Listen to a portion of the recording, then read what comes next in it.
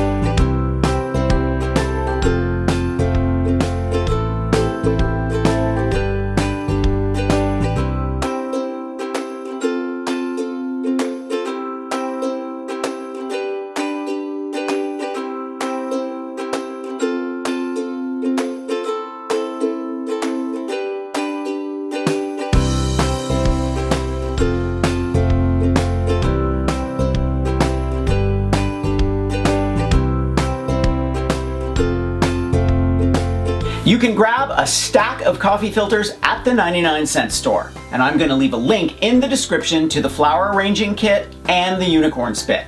Thumbs up if you like this video, leave me a comment and I will get back to you. Subscribe to my channel if you haven't already. Grab a copy of the Big Ass Book of Crafts Volume 2, and I will see you next week. Bye.